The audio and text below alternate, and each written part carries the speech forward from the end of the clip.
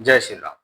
मिथुन राशि के जातक को मंगल ग्रह का राशि परिवर्तन होने वाला है और मंगल देव अब वृषभ राशि में गोचर करेंगे 29 जून से लेकर 2 अगस्त तक। अब आपकी राशि से 12वें घर में मंगल का गोचर होगा।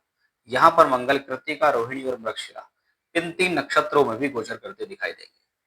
अब इस गोचर का आपके जीवन पर क्या प्रभाव है, इसकी पूर्ण जानकारी आज आपको इस वीडियो के माध्यम से मिलने वाली है, इसलिए वीडियो में अंत तक बने रहें। कि आपकी कुंडली में चंद्रमा मिथुन राशि में है या आपका बोलता नाम मिथुन राशि के आधार पर है, तो ये वीडियो आपके लिए है। या आपकी कुंडली मिथुन लगन की है, आपको मंगल की दशा चल रही है, तो भी आप इसको कंसीडर कर सकते हैं। अब प्लेनेट ऑफ एनर्जी है मंगल, यानी अगर किसी भी हॉरोस्कोप में किसी भी व्यक्ति विशेष को अगर कहीं से कोई एनर्जी मिल रही है तो मंगल ग्रह से मिल रही है। अब वो एनर्जी तो मंगल ने उसको दे दी। अब उस एनर्जी को आप गलत कामों में यूज कर रहे हैं, अच्छे कामों में यूज कर रहे हैं, या उसको स्टोर कर रहे हैं या उसको वेस्ट कर रहे हैं, ये आप पर डिपेंड करता है। अब मंगल ग्रह 12वें स्थान में, 12वां घर खर्च और नुकसान का है, तो पहले दृष्टिकोण से मंगल का 12वें घर में जाना आपको चेतावनी देगा कि भी इस दौरान आप अपनी एनर्जी को गलत कामों में खर्च कर सकते हैं, ऐसी संभावना है। अपनी एनर्जी को गलत जगह पर वेस्ट कर सकते हैं, अपनी एनर्जी को व्यर्थ के कार्यों में खर्च कर सकते हैं। बहुत ज्यादा ध्यान रखें, क्रोधी ना बने, जल्दबाज ना बने। किसी भी तरीके से जीवन में आपको इस दौरान इस बात का ध्यान रखना है कि आपको अपनी एनर्जी को एक सही डायरेक्शन में लगाना है, एक राइट डायरेक्शन में लगाना अनिवार्य है। क्योंकि ये मंगल आपसे चाहेगा कि आपको क्रोधी बनाए, आपको जल्दबाज बनाए, आप अपनी एनर्जी को वेस्ट करें, बिना वजह के कार्यों में वेस्ट करें। किसी का काम निकलवाने में चले गए, पूरा दिन में वहां खर्च कर दिया, उसका काम हो गया, आपको कुछ नहीं मिला। तो क्या है, ये खर्च का भाव है। तो भाई अपना खर्च यानी अपने आप को खर्च ऐसी जगह पे करो जहाँ जरूरत है। आपको लगता है ये व्यक्ति मेरे लिए सहयोगी है, मेरे काम आएगा भविष्य में, तो आप उसके लिए खर्च भी करो कुछ।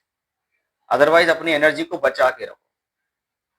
इस कॉम्बिनेशन को हम वैवाहिक संबंधों के लिए भी अच्छा नहीं मानते। ये स्थिति विवाह वैवाहिक संबंधों के लिए ठीक नहीं है। एक तो ये 12वें घर में है जिसको हम बेडरूम कहते हैं, एक ये 7वें घर पर दृष्टि देता है जिसको हम वैवाहिक संबंधों का भाव भी कहते हैं।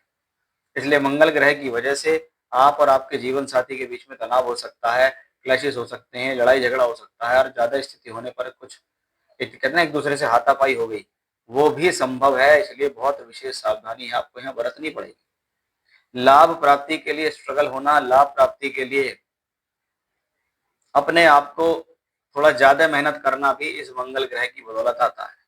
मंगल ग्रह की 3rd हाउस पर दृष्टि और 6ठे घर पर दृष्टि इस बात को बताती है कि भाई अगर आप किसी प्रकार से कोई व्हीकल चलाते हैं या वाहन चलाते हैं तो सावधान रहें, वाहन से सावधान रहें और वाहन चलाने में भी सावधानी रखें। अदरवाइज वाहन को भी प्रॉब्लम हो सकती है और आपको भी प्रॉब्लम हो सकती है। यानी अगर वाहन टकराया तो वाहन भी डैमेज होगा और आपको भी कहीं ना कहीं चोट लगने के जो आसार हैं वो यहाँ दिखाई देते हैं। इसलिए ये एक प्रॉब्लमेटिक कंडीशंस है, इस बात का विशेष तौर पर ध्यान आपको रखना ही पड़ेगा। ये स्थिति अपने से छोटे भाई बहनों के साथ संबंधों को लेकर भी तनाव दिखा सकती है, इसलिए उनके साथ संबंधों को आप मधुर रखें।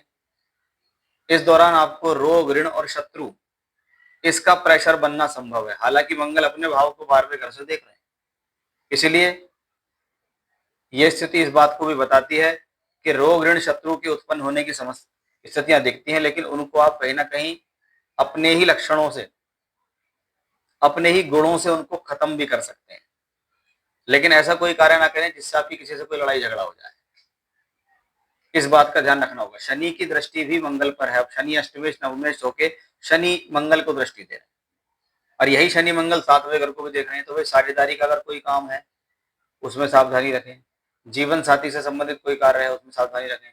प्रोफेशनल लाइफ से संबंधित बहुत बार ऐसी स्थितियों में ना चाहते हुए भी कोई ट्रैवलिंग करनी पड़ जाती है, वो भी हमें इसी कॉम्बिनेशन से दिखाई दे रही है। इसलिए पूरे मंगल के गोचर में जो सावधानियां, जो बातें मैंने आपको बताई हैं उसका ध्यान रखें, क्योंकि मिथुन राशि के लिए मंगल ग्रह मित्र नहीं है, वो शत्रु है और वो अच्छे भाव का मालिक नहीं है। इसलिए उससे बहुत ज्यादा उम्मीद हम नहीं लगा सकते हैं और सावधानी रखनी है। जय श्री राम।